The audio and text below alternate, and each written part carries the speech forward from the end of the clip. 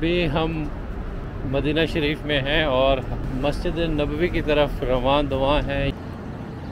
ये मस्जिद नबवी से 1 किलोमीटर के फासले पे मौजूद मस्जिद बिलाल से मोले का ये अंदर मदीने की गलियां हैं। ये पुराने स्टाइल में कुछ ये होटल्स वगैरह बने हुए हैं और दुकानें जैसे हमारे यहाँ बिल्कुल उसी तरह का मंजर पेश कर रही हैं ये दुकानें। और ये गलियाँ, ये सारी इस तरह से गलियाँ और ये दुकानें हैं।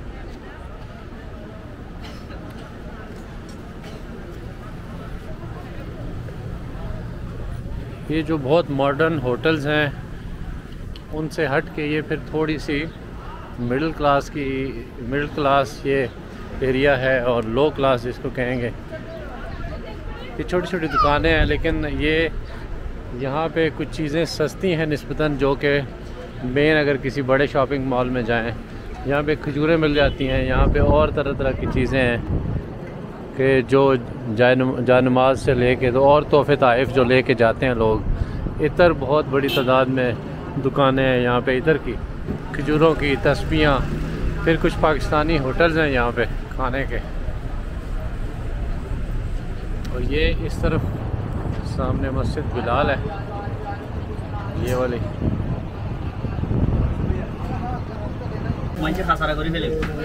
बंदो ये कैसे है? ये 10 रियाल है, ये 5 रियाल है। मस्जिद नबवी से 1 किलोमीटर के फासले पे ये मस्जिद बिलाल वाली साइड है। ये काफ़ी सस्ता एरिया है सारा, और मैं रेकमेंड करूँगा जो जाएं वो यहीं से शॉपिंग करें।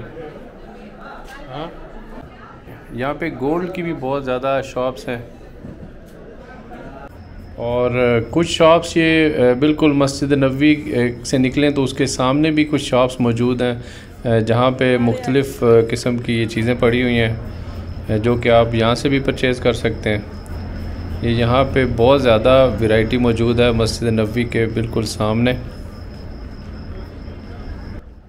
ये मस्जिद नबवी के सामने वाला जितना एरिया है, यहाँ पर ज़्यादातर जो चीज़ें पड़ी हुई हैं वो लेडीज़ के लिए हैं।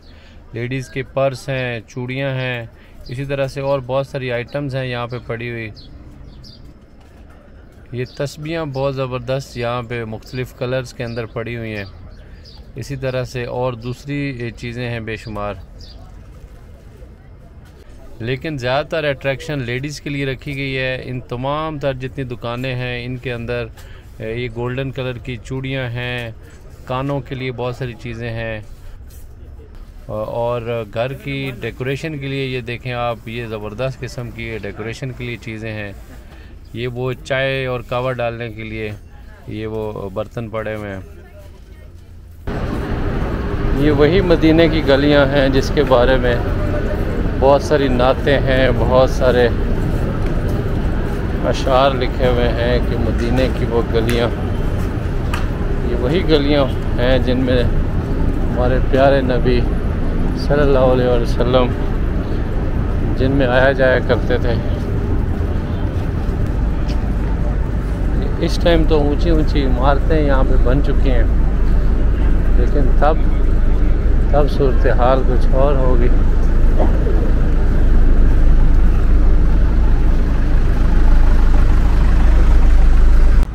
ये सामने वाला प्लाज़ा हज़रत उस्मान गनी की मलकियत है आज भी, और इसकी तमाम तर जो इनकम है वो मस्जिद नबवी के लिए वक्फ़ है।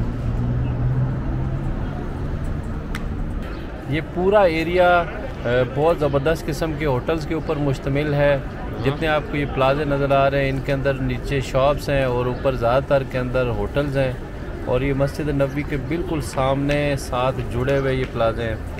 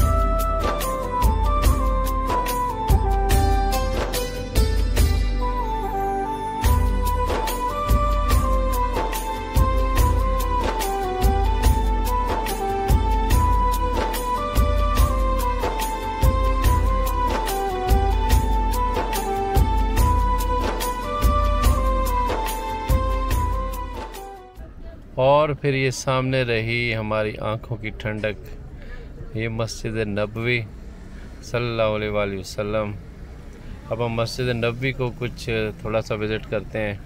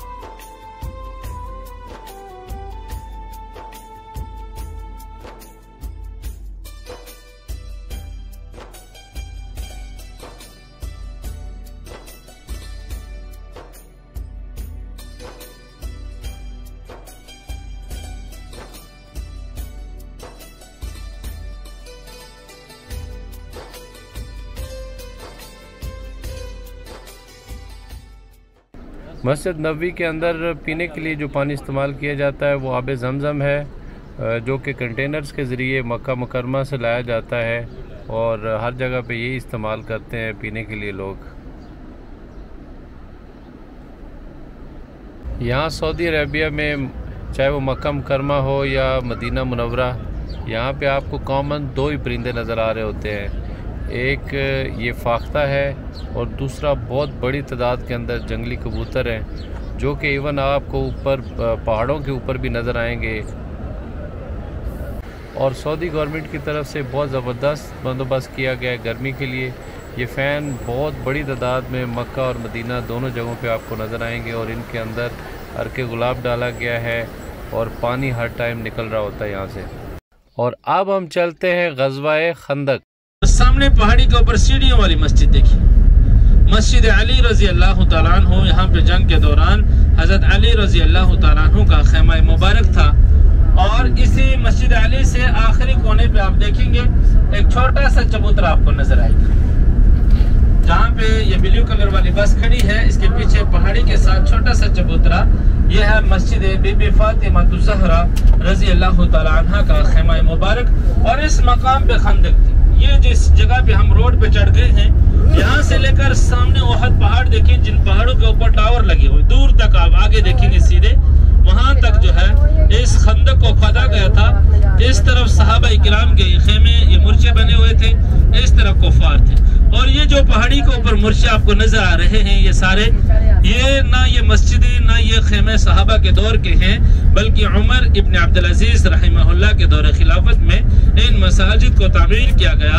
उनके वजीर वलीद बिन अब्दुल मालिक थे, उनसे हुक्म फरमाया कि जहाँ पे सहाबा इकराम के मुकद्दस मकामात हैं वहाँ पे छोटे छोटे मुर्चे बना दिए जाएं। तो ये पहाड़ी के ऊपर भी सहाबा इकराम के यादाश्त के लिए ये मुर्चे बने हुए हैं। ये जो पहाड़ी है बिल्कुल मस्जिद नबी सल्लल्लाहु अलैहि वसल्लम के साथ जाके मिल जाती है।